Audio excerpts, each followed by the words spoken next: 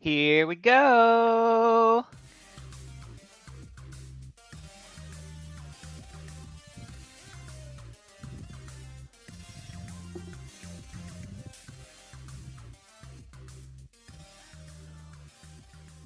Welcome to the Underground Game QA podcast, a podcast about quality assurance in the video game industry. My name is Ariel. I am a test discipline manager at Bungie, and my pronouns are she/her. We have three fellow QA professionals joining us today, and I'll let them introduce themselves. Hi there, I'm Marcin, and my pronouns are he, him. Hi, my name is Adams, and my pronouns are she, her. Hey, friends. My name is Chris Rando, and my pronouns are he, him. So, just a quick disclaimer here, folks. All individuals appearing on this podcast are not doing so as official representatives of their respective companies, and the opinions expressed here are their own. So, let's dive in. Today, we are talking about bug prevention. Quality assurance testers are well known for finding bugs that developers make and reporting them so they can be fixed. But are there ways for us to prevent bugs before they're even made in the first place? Like the benefits of most successful QA, generally speaking, bug prevention can be invisible if successful, especially if you don't know what to look for. So today we want to talk about what bug prevention looks like, why it has value, and what you can do on your team to include it as a part of your team's strategy. So to kick us off, I want to do a quick little lightning round here and ask our panelists, what is the first thing that comes to mind when you think of bug prevention? For me, I think of every question that you ask, technically bug prevention, right? So if you ask, "Hey, what's success here? Hey, what does good look like?" That's actually bug prevention, and I'll talk about it more when we talk about measurement. But when you ask a question, remind yourself, remind your team that you're doing bug preventively in that moment. Sweet. Yeah, that's the concept of shifting left, right? Like making sure that you move QA or move people that will asking those questions as much as possible to the start of the process. So then you can refine whatever you're doing before you start doing it. So less bugs then. Mm, I like that one. I think this kind of goes hand in hand, but it's also like part of that shifting left involves establishing quality bars that the entire dev team agrees on. It's be like, this is what we're aiming to hit, and this is what quality looks like. So let's keep that throughout development of the process. Yeah.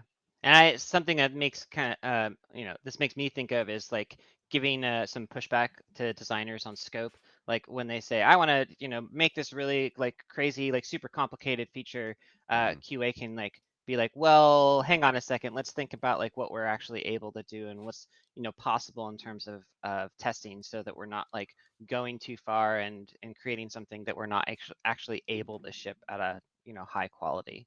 Yeah, they're like, that's cool, but we got to think about this. Yeah. Let's talk about it a little. Like Yeah, I think. I Oh, go ahead. sometimes like people like aren't quite sure how to do that pushback, but like the best way that I've heard is to like meet excitement with excitement. When someone says, I have this really awesome idea, you have to say, that sounds really awesome, now let's talk about like whether or not it's realistic. Like just like meeting them on their level and being like, yeah, Yeah. totally agree, what you're thinking of is super cool, but let's talk about how and whether or not we actually can do that and what we can do if we can't. Yeah, I think it's a really interesting premise that you talk about.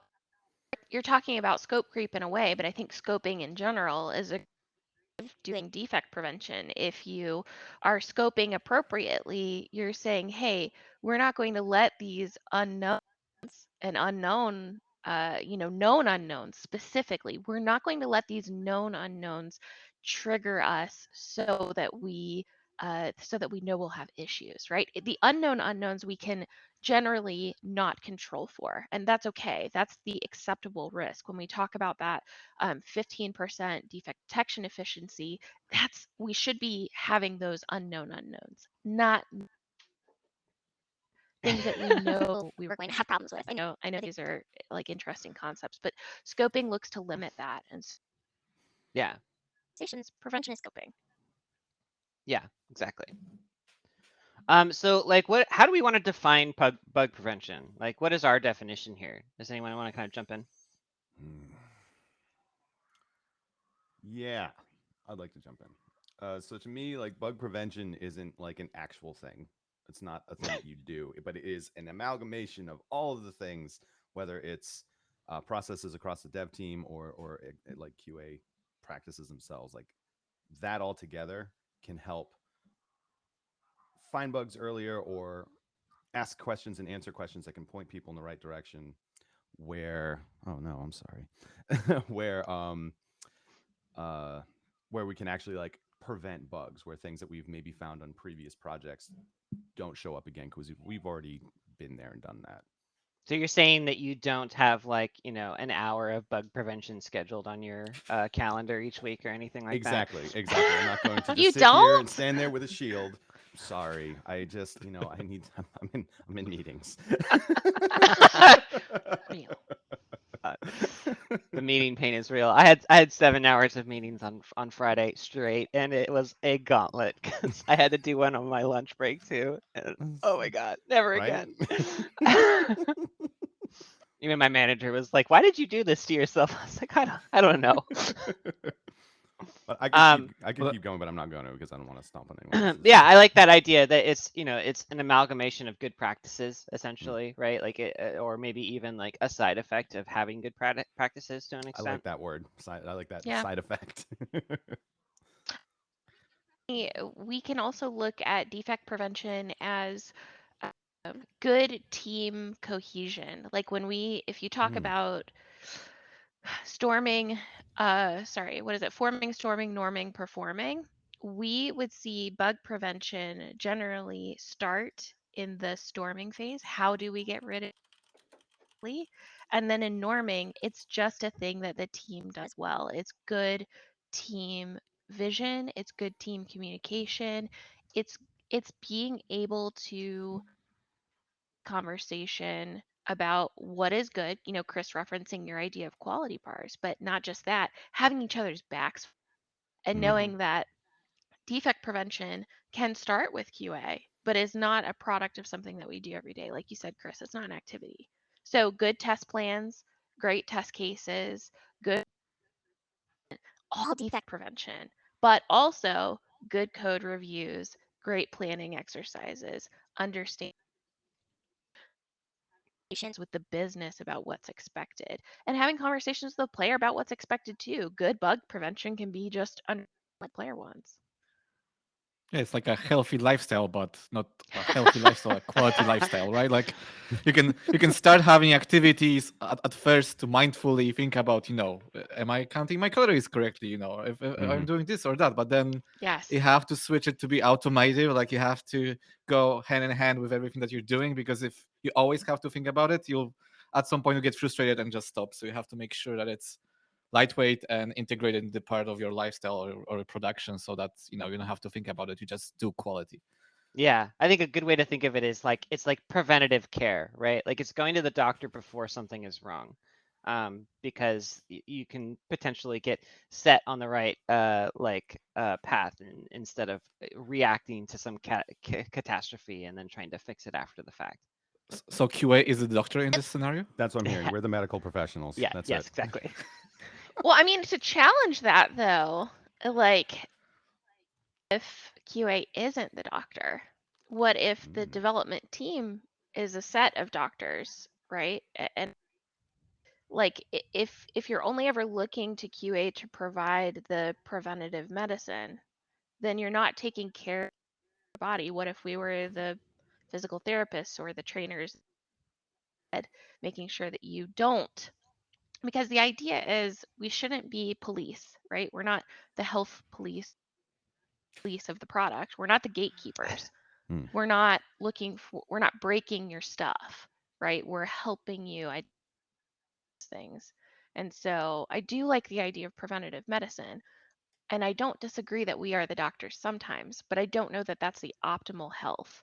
And so what do you do when the system is broken down? What do you do when you are in bad health? Hmm. And how do you have that conversation? If you're the in that scenario, then you're responsible for the care of everything at all. Yeah. Yeah, I want to dig into this more. Like specifically, what is the value of bug prevention? Like why aim for this at all? Why is it even important? I have a Well, great example.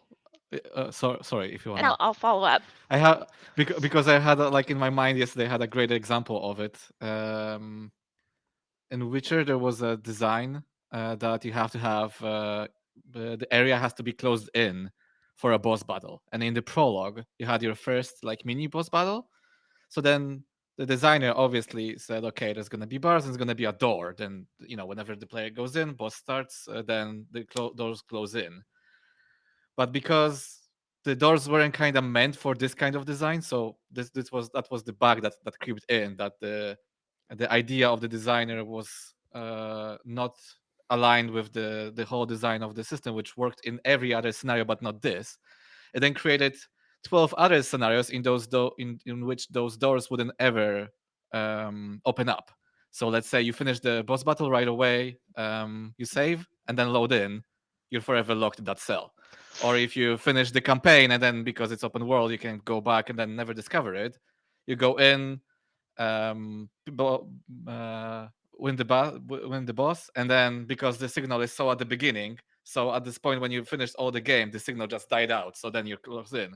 So if you don't bug prevent, if you don't ask those questions, hey, does it make sense in this scenario to even do this? And obviously, the solution to that was just never to close the door, even though it was violating the design.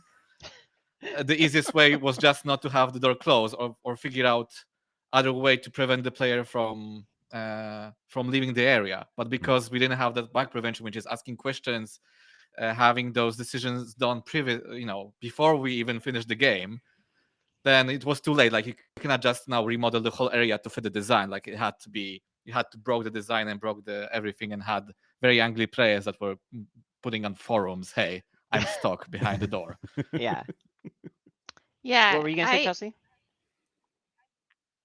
to go along with Marcin's idea, like that's the idea that a defect has escaped probably, and so preventing that from the first case in the design scenario, the best way to do it.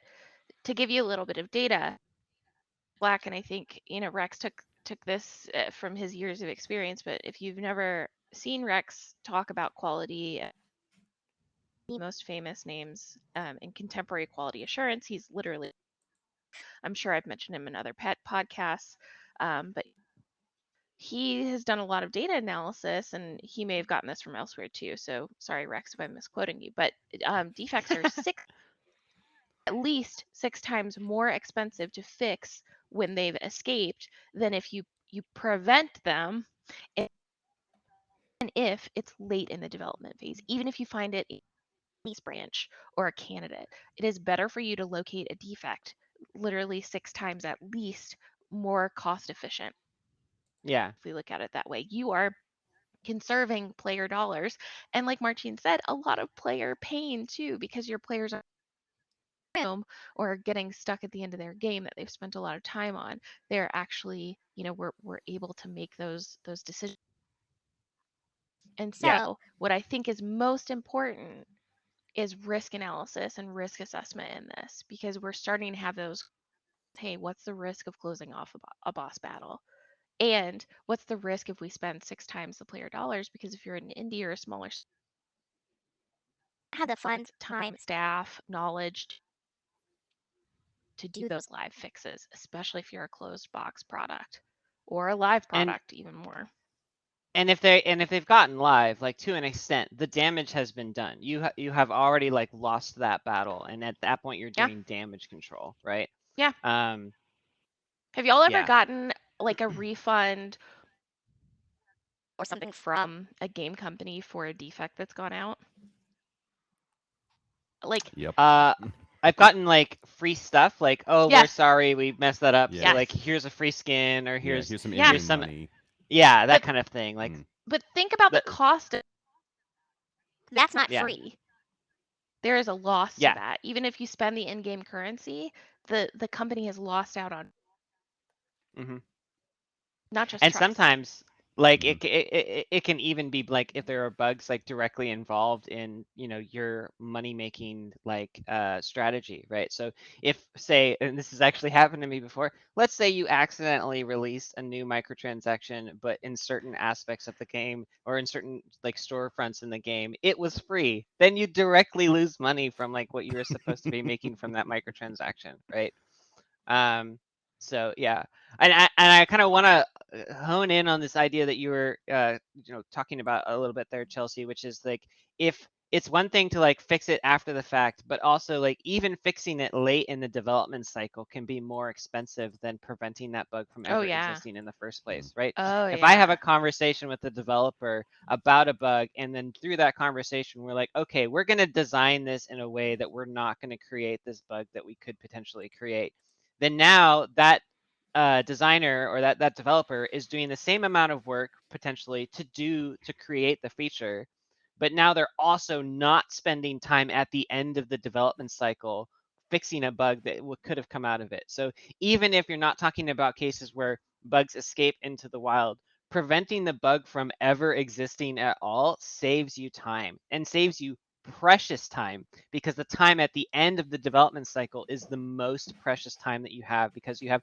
so many other things that you need to worry about and focus on. So like, yeah, like fixing bugs early is great, but preventing them from ever existing in the first place is even better. Yeah. Yeah, the example that I give is that it's easier to just remove a sentence in a Confluence page or a text document than at the end of the cycle when it's just not how it's not just a designer fixing it. It has to go either through QA or then through release manager or whoever. Like the list of people is super long at the end, so it's super easy just to remove one word or one sentence than just at the end removing a whole location even. Yeah, it's an interesting thing because if we think Yeah. about certification, like just to bring up an interesting place of prevention, Mm, we have these lists of certification platform, right? For any platform.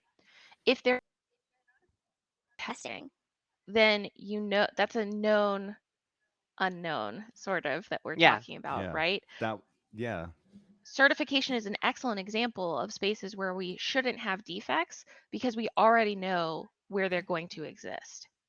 yeah. Yeah. I have a great example of this actually, because this is one of my proudest moments as a tester, was when I helped us fix a bug that didn't exist yet.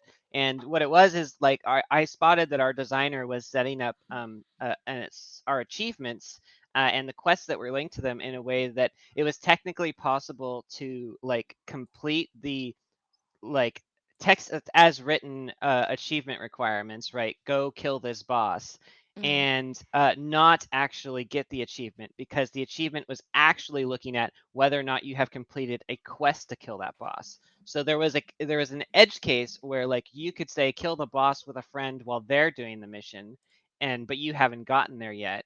And because you don't have the quest, you wouldn't have gotten the achievement when you killed the boss. So we were able to like change our strategy around that achievement basically by altering the text to say it's actually just go complete this mission instead of go kill this boss, and that prevented the bug from ever existing in the first place. So Oof. she had no way of knowing that that could potentially cause a failure because she was not an expert in certification, but our testing team was and I was, so I could tell her like, hey, you are actually creating a problem right now. So what we should do is we should like design this achievement in a way that is not going to fail, because I know it is going to fail for this reason.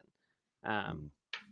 Another thing with certification stuff is finding out like if your dev team is actually purposely breaking those cert requirements, and if that's going to happen due to gameplay, you got to ask for a waiver for that.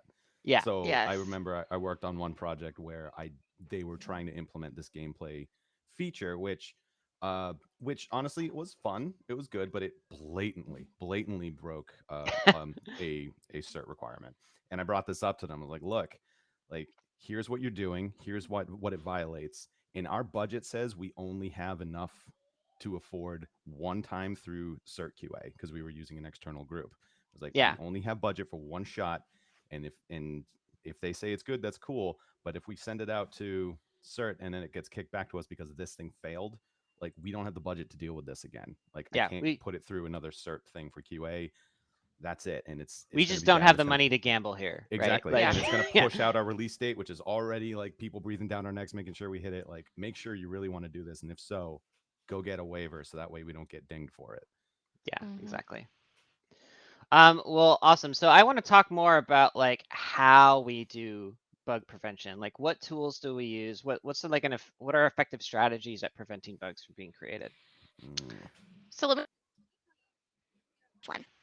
My good Yeah. friend Nick Vella, who is a quality manager at Riot, he did a really cool kind of study on this. And for every that was asked in a requirements or team meeting that was about what good looked like, he put a mark and would actively do this in a meeting.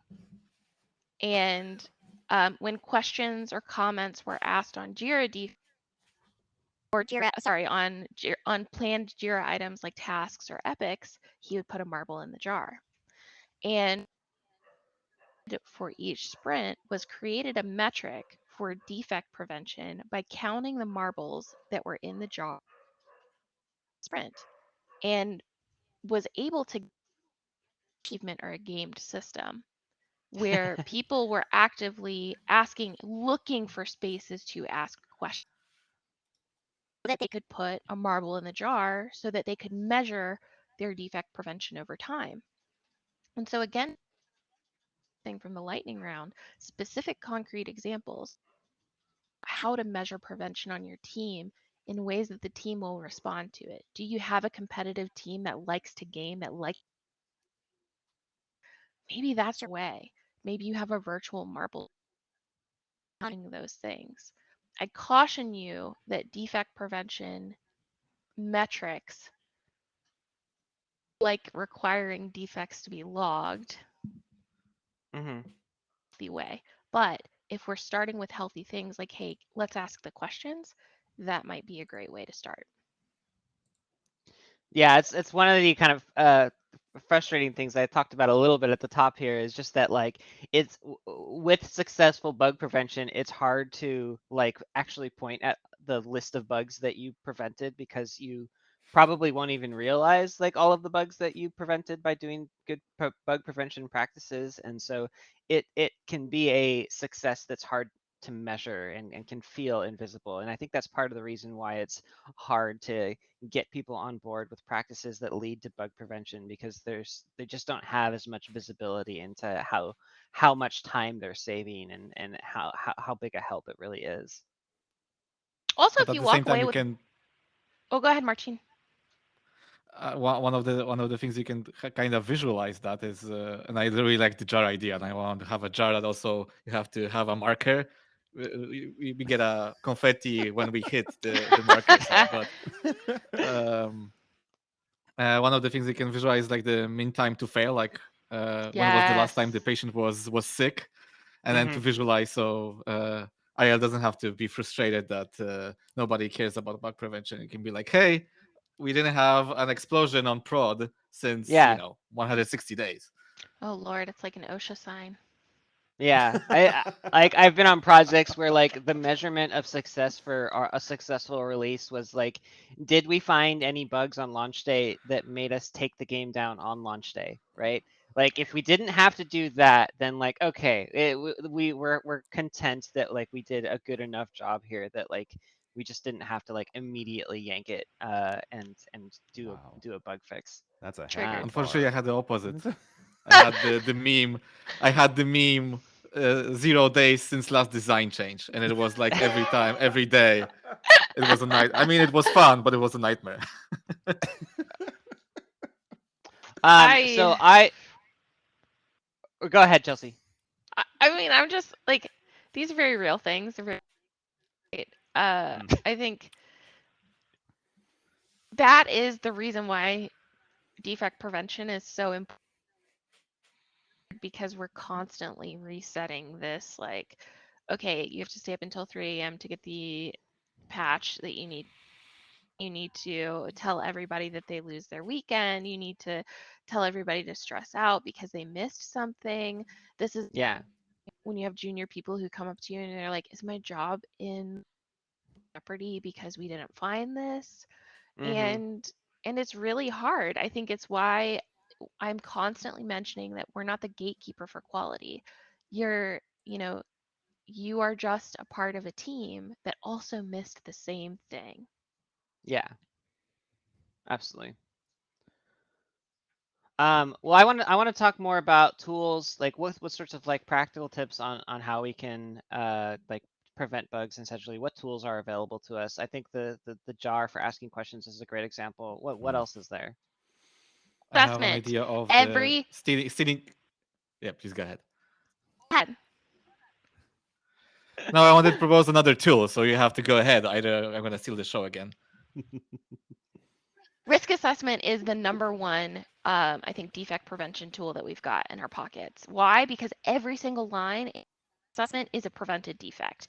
As long as you're not actually preventing and not just going with, okay, what happens when this happens? But Yeah. station about it, even in that case, sometimes it's good prevention. Like, hey, we know that we're not going to be able to change, and we'll deal with it when it comes up. But risk assessment is the number one defect prevention tool that you have in your toolkit.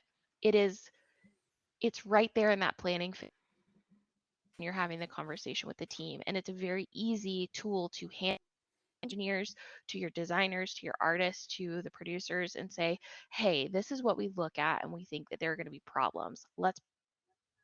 Or tell me that I'm crazy and that these aren't, I want you to give me evidence that they're not problems.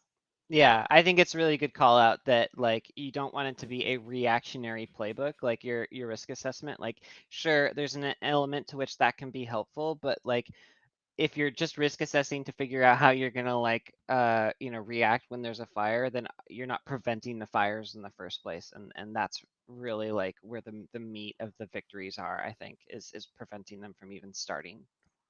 And I like the point of saying like, hey, if I'm crazy and a little like completely not understanding things by pointing out these risks, I want to see the evidence as to why. Like that's Yeah. really important. Like you can't just be like, oh no, it's fine, it'll be fine. I've heard plenty of engineers tell me that. Narrator's voice. It was not fine. It was not fine. Yep. Jim looks into the camera. Yeah. But it's definitely like that's important to be like, cool, all right, and I want to believe that, so please show me why I shouldn't be concerned, and then great, we won't consider that as big of a risk as I think it is. Yeah. Marcin, Love it. what was it that you wanted to add? Yeah, I can easily segue to my proposition because Nice. what Chelsea said is what can occur, that people are just making risks just for the sake of marking risks, and then the document is created and then shoved and never look at it again because we did great work. As you Mhm. can make a checklist out of those and then see if you somehow solve the risk. So if the risk is being appropriately handled when you decided on a meeting or together how to handle the risk, and then you can do you can check mark them. So making checklists on everything. So either before release or definitions of done or definitions of ready or any sort of checklist that is being used. And I think there's a nice book called The Checklist Manifesto, which I highly recommend, which he talks about how I don't want to quote the real numbers, but the number was just crazy about how many problems during a surgery they prevented just by having a checklist before Oh the yeah, surgery and yeah. having a Yeah. dedicated person just being like, do we have this? Do we have that? Did we forget this or that? And in some situations, it's even more crazier how checklists are crazy good. It's like the movie about landing in the river with a plane. I don't remember now the movie. The Captain Sully, yeah. Oh, that one. Yeah. Yeah, yeah. Well, and the first thing when the engines go off, the first thing they do, the second guy is basically gets out like this massive book and is like, okay, let's go with the Yeah. checklist. Get the engine is out checklist out immediately. Yeah. Yeah. Oh, it's a scary book. It's a scary book. All the dangers of flying. Yeah. But I But I don't, it's scary, that stuff. Like, we're in video games. How lucky are we that we don't have to deal with medical risk assessment? Hmm. It's why it takes a long time, because thank God we're not putting anyone at bodily harm unless we're not liability, which is a Yeah. thing. Like there are need to pay really specific attention to things and risks that are really important. Yeah, exactly. So another thing that I think that is super valuable is looking at like historical data, like where have we failed in the past. So there's a ton of like useful bits of historical data that you can look at on Mhm. like either the same project if you've had previous releases, or similar projects if your company has had previous games that they've released. Like, what sorts of failures have you had in the past, and are you like proactively making sure that those failures don't happen in the first place, like this go around, right? Does anyone want to speak to that kind of like historical data at all? Oh, definitely. Yeah, especially if you work for a place that has made multiple titles that have similar gameplay elements, or taking tech from one over to the other. Or one of my favorites was understanding the for I worked in a lot of music games, and understanding the licensing that happens to get those songs and how long it takes to get that was definitely something that I've called out at the beginning of later projects. With like, hey, we're going for licensed content. We need to keep that in mind, because that's probably going to show up real hot. So let's make sure we're keeping tabs on that and keeping that group moving, so that way we can react with that and move along with it, because this is going to be a problem and we have to address it later in the development cycle. That specific project had a very very tiny turnaround. It was like 8 months Mm-hmm. from start to finish, and getting the licensing for those songs ended up being exactly what was called out. And luckily, we were, at least QA, we were prepared. We knew it was going to happen, and we set ourselves up to be able to take everything showing up later, streamline the testing process, and get it taken care of with like minimal crunch. But it was just one of those things where it's just like, hey, this has happened every single game we've ever done. We Yeah. need to keep this in. We need to account for this risk that's going to show up at the end of the project. Yeah. 100%. When awful. do you Licensing trust sucks. the paranoid person? In this case, right? Because sometimes the person that walks in the room and you're like, oh, this person's coming in and they're going to say no to everything. You know what I'm saying? Like, Yeah. You, either the ultra paranoid person, or you're the person who has no care in the world. And, like, boy, do I wish I could be that person sometimes, but I'm never that person. I'm way more over on this side. you So make a paranoia Jimmy jar and put marbles whenever he's right. And then... There you Paranoia go. Jimmy, how do you handle misleading historical data? When Mm-hmm. does history stop repeating itself, and how do you say that's not the same situation? Yeah, I think a part of that comes down to root cause analysis and trying to figure out what caused those problems in the first place, so that you can really point to like, hey, yeah, you're right that this was a problem in the past, but here's why it was a problem in the past, and here are all the things that we're doing differently to prevent it. So in the case of like, what Chris was talking about with, in terms of like getting the rights to the music that you need for the title, like, yeah, totally agree, that was a big problem in the past, but here's what we're doing. We're actually reaching out and making sure that we get the rights that we need, 6 weeks ahead of when we did last time relative to our release date. Or, we're not expecting to have our release date brought in like we did last time, and then be rushed to get the rights out and things like that. But yeah, being able to say, yes, you're right, that was a problem last time, but it was a problem for this reason, and here's what we've done to mitigate that, and that is different in a significant way from what we did previously. Boy, Yeah, I I wish like that that. conversation happened.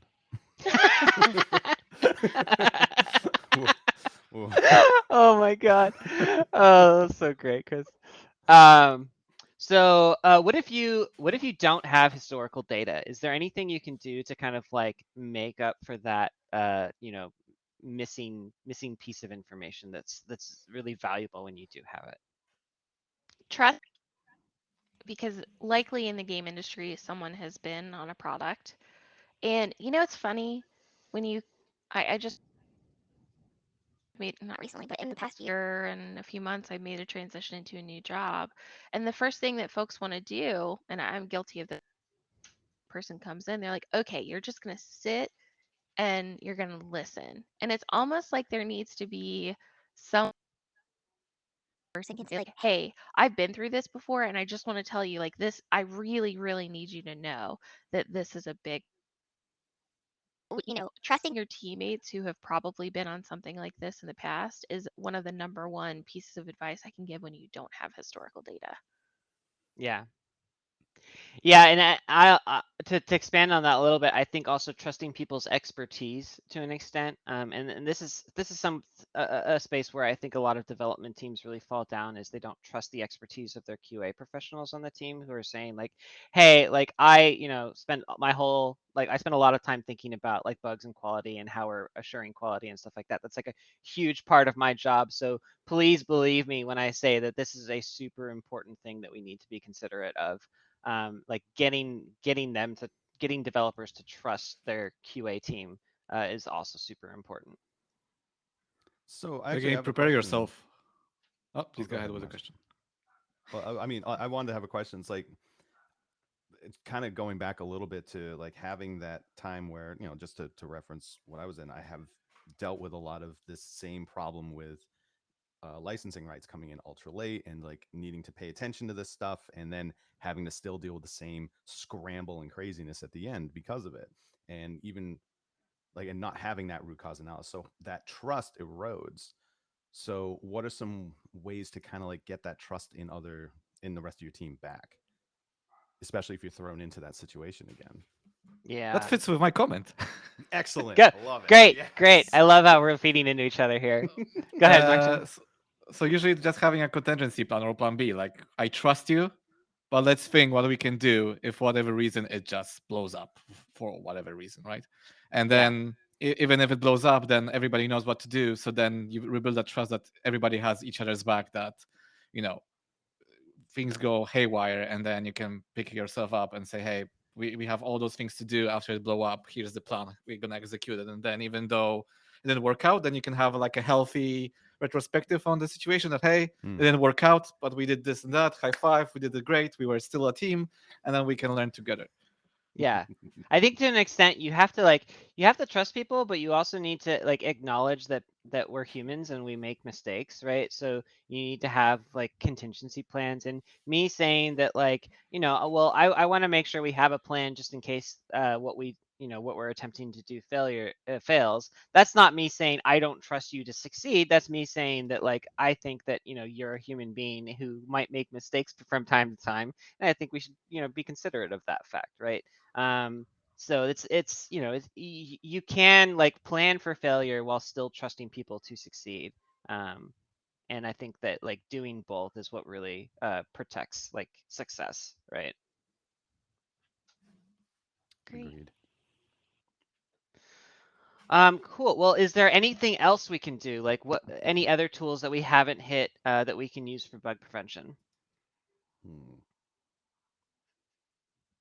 Well, we could talk more about quality goals, right? Like quality goals and quality bars. Yeah, let's do that. Like setting those with the team and setting the expectations of what good looks like, definitions of done. So how does Yes. that help with bug prevention? Well, I mean, I'm asking my you, Chris. You brought it up. all right. So getting everybody like definitions of done, like this is what it should look like, this is what it looks like at this milestone, or when we hit the end of this sprint, like okay, we should hit all of these areas, and taking a look at that and verifying whether or not we've hit that, and then going back to the team and saying, hey, we've actually missed all of these things, let's look at why we missed it, and then in the next sprint or for the next milestone, how can we be better and correct that. Maybe we didn't find the fun the way we wanted to at the end of this sprint, so let's reassess where the fun is and go back in and dig in. Maybe this needs to bake a little longer before we actually get into more of a production phase. Maybe this isn't quite ready. Maybe the Yeah. vertical slice is lackluster. Like we need to have those check-ins and make sure we stick with those quality bars that we put together. Yeah, I think that like when you set a quality a bar or like a goal for what you're looking for in a specific sprint and then you don't meet it, then you're carrying like the baggage of that like missed bar into the next sprint and into the Carrying the next part of the baggage. cycle. Yeah. I like So that. not only like are you now like carrying all the baggage and like the potential issues that are come up and all of the like lack of quality that you're dragging from the next one, but also there's no indication that this sprint will be any different and that you won't Mhm. like have the problem again, and then you're just compounding your problem because now you have like baggage from 2 sprints instead of just one. So having that goal and then being able to say we missed the goal and now we need to take corrective action to make sure that we are both fixing the baggage, like dealing with the baggage that we have from our previous sprint, and that we're preventing this from happening again. Because if we continue down this road of just like carrying the baggage of missing each of our quality goals in each sprint, eventually we're going to get to the end of our development cycle and we're going to be like, oh my God, like look at this giant pile of like technical debt that we have to deal with, right? Yeah, I think an interesting thing that we haven't really talked much about is qualitative prevention of defects. We talked about it with like question asking and things like that, but finding the Mhm. idea and Ariel, you talked about technical debt, and I think that there's also qualitative debt, right? Sometimes Mm-hmm. systems that aren't necessarily as fun in one patch so that we can have a great system come out later. The kind of the stage for what it's so key that we don't lose sight of the fact qualitative aspect to prevention for us as well. And so sometimes visual defects are right. Sometimes um, major severe. Sometimes there are major backend system changes that are. What if the quality of the game has gone down and we could have prevented that fun loss? And so I think Yeah. forward in your mind for game professionals, especially, not that it doesn't apply to everyone, user experience and important, but remind yourself that it's also important that you prevent loss of players, that you prevent the loss of the fun, and that you prevent the loss of engagement. And it's not all about making sure there aren't, defects. Yeah. Yeah, like it also think about how expensive it could be to like try and fix the lack of fun like later on in the development cycle. Like going to like back to what we've talked about before, right? Like if you have technical debt and you have a bunch of bugs you have to fix at the end of the dev cycle, that sucks. But imagine if you need to do some kind of massive like redesign of the feature because it's not actually meeting the core acceptance criteria of the feature itself, right? Yep. Like it just isn't fun. So you're like, oh well, we could ship this thing, but it wouldn't even like add any value to the game, right? It would just be another boring thing for people to engage with. So we've really missed the mark.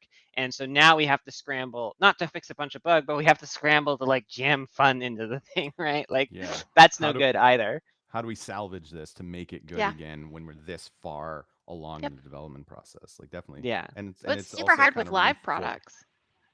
Oh my Yeah. goodness, yeah. Yeah. Everything just moves so fast. It's you can't just jump back and be able to adjust it and jam that fun in there under that much pressure. Yeah. But this also kind of highlights just QA in general as a as like advocates for the player.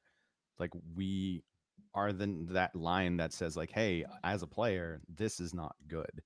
Yep. Sure, it's we can verify the functionality, and yes, technically it's working and doing what it's supposed to do and what you designed, but your design it's just not good. It's not Yeah. fun, Yeah, and it's here's why. a thing because I think there's a lot of global specifically on, but the idea of the spirit rather than the letter is a really comes to quality. Mm-hmm. And I think it's really important to have that conversation with your team. And if you're a leader, with everyone to say, hey, sometimes we're going to find that the spirit is more important than the letter, and we need to be able to have that conversation. Yeah. And that Absolutely. means receive it as well as a QA person, right? The Hmm. color may not match what we thought, the a little bit different, but does the spirit of what we're trying to do and if not, then let's have that discussion and prevent a problem later. Mm-hmm. I like that phrasing of spirit versus the letter. That's cool. Yeah. Yeah. Absolutely. And it adds to what Chris said about the quality bars. One of the things I really love when game dev studios do on the project is do the pillars technique of having like 3 pillars, 5 pillars, or whatever. I think on God of War they had combat, father, son, and exploration, and Mm. then you can ask Mm-hmm. those questions. Is this thing that we're creating is either adding to combat or father, son narrative or explorer? And if it doesn't, why the hell are we even doing that, right? Yep. Like Yeah. Yeah. makes allow the team to be focused, and then we don't have to have those even don't have to put the QA doctor in and say you should be remember about your weight. It's like everybody on the team knows that if we are not working on those 3 things in this feature, then why it's even here? Like, just let's remove Yeah. it because it doesn't add anything aside from work time and money. And more So people, true. more teams need to ask the question: why the hell are we even doing this? I think. Cool. Well, I think we've got some great ideas in terms of tools that people can use to like promote bug prevention on their team. But I want to ask, like, how can we evangelize it? Like, how can we kind of convince the rest of the development team that bug prevention is a worthwhile thing to pursue, and that these tools that we're talking about and the time investment that we're talking about when we're talking about trying to prevent bugs, how do we convince people that it's worth it? Ooh. Well, I mean, I think first thing would be showing the time difference, right? Sometimes when you start something new, you're actually better at it than when you're really good at it. And so risk assessment is one of those things that I hear people talk about. It's going to take extra time. Why are we doing it? Why are we doing test plans? Just go ahead and start writing the test cases. Well, because good planning leads to excellent execution in a lot of cases. We wouldn't build a building without having great blueprints. We wouldn't be able to even start with infrastructure, right? We need to make sure that and that we're doing the right things. And so sometimes when we look at very slow, but what we ultimately is say, hey, we're going to get better at this, and preventing something, having this conversation now means we don't have to. And so it'll take a little extra time up front, but I promise that it will be something we're appreciative of. Be afraid to say I told you so later. No, you don't necessarily want to say it in front of the whole team, but if you have a producer that's pushing back, be like, hey, kindly this up earlier as a possible risk. And I want you to know that, like, hey, here's an example of excellent planning. Here's an example where I brought something up and we could have done. I Yeah. think that you should trust my expertise going forward, that these risks that I bring up are important. Yeah, I think not being afraid to point out missed opportunities is a good point, but definitely needs to be done diplomatically. I also really love this idea of like thinking about building a game as like building a building or like a skyscraper, and like even if you were using like the most experienced construction company in the world, you would still want them to have a blueprint before they Oh, started yes. building a building, because imagine how catastrophic a skyscraper would be if you didn't have a blueprint when you started building it. I have a perfect example. I think there was like a video about how they build a skyscraper and they forgot about a proper waste system. Oh no. So No. so I don't remember I was either just every about to day bring this or up, every Marcin. week. I was just about to bring this up. Yeah. So either every day or every week, there's like tens or even hundreds of trucks just going to that building and removing all the waste because there's no proper waste system that Oh would automatically go to Yeah. the city system. Yeah. What That's if everyone awful. flushed at the same time? If someone didn't ask that question in construction, you could have major issues. Yeah.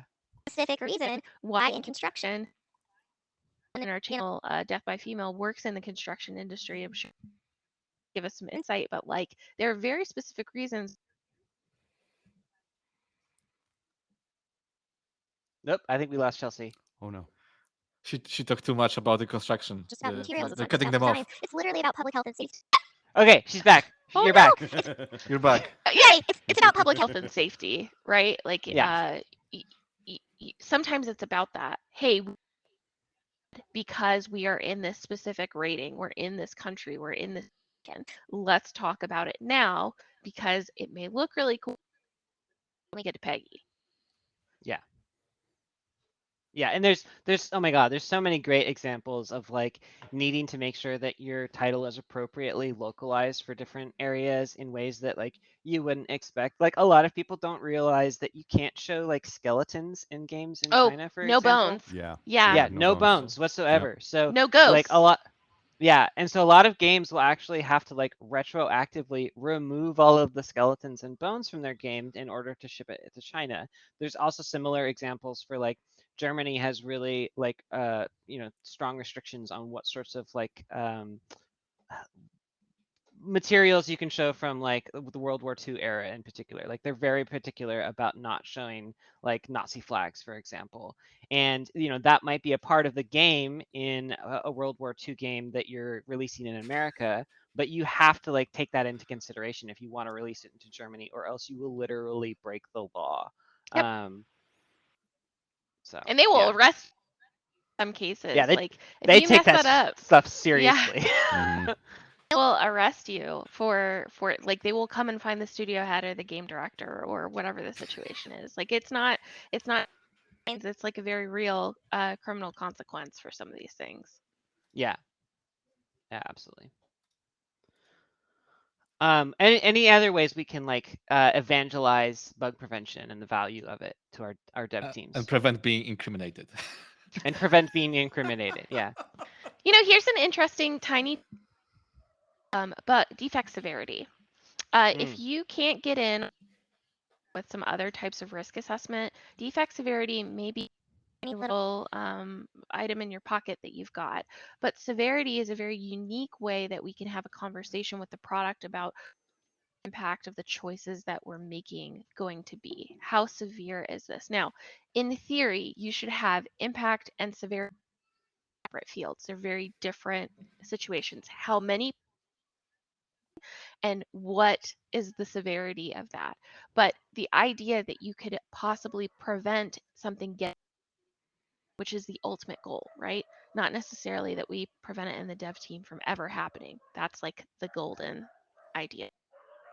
Bronze implementation is it never gets to the player. Severity and impact can be a huge benefit to us for preventing to the players. So let's start to have a conversation as a team about, Marcin, you mentioned like being able, if it goes wrong, severity is a great way for us to start to have that conversation, just in a very simple field in Jira. Yeah. Great. I love mixing people together so the developers see what QA does, and then one of the physical examples of that is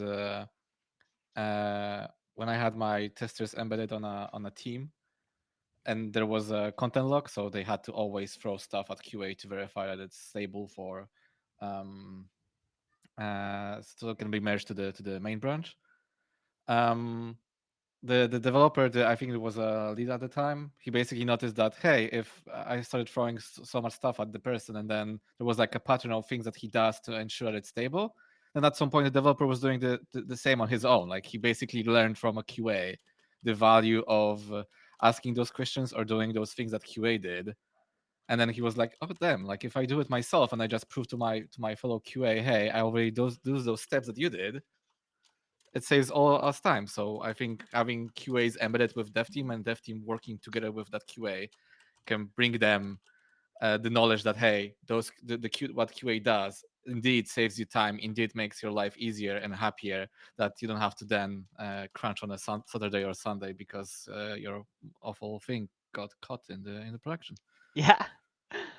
All right. So this has been awesome. I want to just kind of quickly summarize like all of the points that we've talked about. I've been trying to take some notes furiously throughout this just so I could kind of do a condensed version of what we've talked about. So to summarize, bug prevention is not an activity like bug prevention or running test cases. It's a side effect of experience and best QA practices. So the value of bug prevention is it saves time. It's much more expensive to fix bugs near the end of a development cycle, even more so to fix it after it has already started to cause harm to players. So this lowers the chance of like bugs both escaping into the wild, but it also saves our developers time at a critical point in the development cycle. Some of the tools that we talked about for bug prevention are Chelsea's jar of questions, which I love. The idea of like asking questions early can lead to good discussions that help us get on the right track and think better about how we're creating the features and games that we're creating. also risk assessments and talking about like what sorts of things we're doing and how they create risk and how we can mitigate those risks is also extremely useful. Marcin also brought up the checklist, like from the Checklist Manifesto, a book that I highly recommend if you're interested in learning more about how the lessons of surgery and practices in the medical field can lead to good practices in game development as well. And also, historical data and team member experience are invaluable when it comes to preventing bugs because you already have lots of really smart people on your team and lots of history of making things like what you're making that can help you identify similar problems and potentially prevent them from happening in subsequent go arounds. And then also setting quality goals, like being very clear about like where you need to be at each sprint or at each part of the dev cycle so that you're not carrying tech debt and other kinds of debt forward into the next part of your cycle. As for how do we evangelize it, show people the time you're saving. Like demonstrate that good planning leads to good execution. Don't be afraid to point out missed opportunities, but obviously try to be diplomatic about it. And then also like having discussions about the severity of defects and why it's so important to prevent them and from escaping into the wild. That leads to good discussions around how we're spending our time. Does that kind of accurately summarize what we've just talked about, or does anyone want to add anything in there? That was awesome. No, I think that was fantastic. Awesome. Does anyone have a bug of the cast that they want to share, or maybe a prevented bug of the cast if you can think of any? I have a prevented one. Yeah, let's do it. So when we were doing Hearts of Stone, you had an option in The Witcher to either play from the base game or start from the DLC. But then the DLC, spoilers alert, are after Vesemir's death.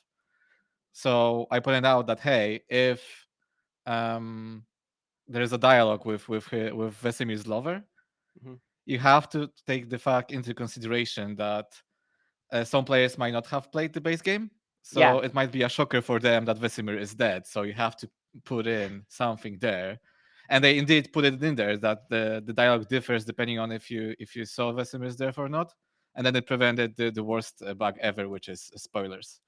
So if just curious, so you could theoretically have the DLC downloaded, and because it's an open world game, go into this DLC instead of certain parts of the main story and get this spoiler. Yes. Oof. Oof, indeed. Well, I'm glad you prevented that one. That sounds like a great one. Well, awesome. That's it for us today, folks. I want to thank Chelsea, Chris, and Marcin all for joining me today on the podcast. We also want to thank our audience for listening. We really wouldn't be doing this podcast without y'all.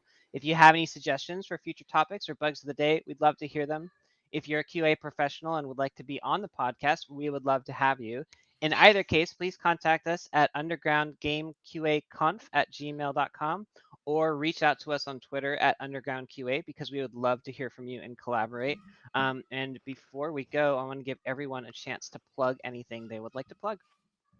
Well, let me tell you, went through a rebrand, and I want to thank Zach Bender from Brutal Bohemian for designing our amazing new logo as well as our illustration. You can see I've been sipping from this cup. If you're listening, go ahead and check us out. We're at ugqa.threadless.com. ugqa.threadless. $0 from these clothes, by the way. We are not selling. In fact, we paid to get the logos and we're not making any money off of this. This isn't an opportunity for monetization for us. This is an opportunity for us to share our pride of log into that website, snag some merch. 100% of any money that comes out of it goes to the Trevor Project. So far, we've already donated over 130 to those charities. Woohoo! And please check it out. It's a great way for us to show pride. We're going to we have another artist, Gabo, who's doing another design for us. So more merch is on the horizon. Come check us out. We've rebranded already in the Discord. I promise it's coming to Twitch and to the rest. Oh, we lost Chelsea again. Rebranded. We're really excited. Oh no! And she's back. All right, great. Check out. Too much We're plug. really Too much plug. We're really excited to share the rebrand with you. Yeah. Hope you'll go share your underground game QA pride. You can see I've got some here. There's so much stuff, y'all. Look, sweet notebook. Very proud. It's like fantastic stickers. The baseball tees. Yeah. I love my baseball tee. It's so I love comfy. this art. I'm literally gonna buy some today. It's so beautiful. All right, gang. That's it for us today. So thanks again for watching. I also just want to say, keep playing, keep testing, and keep washing your hands.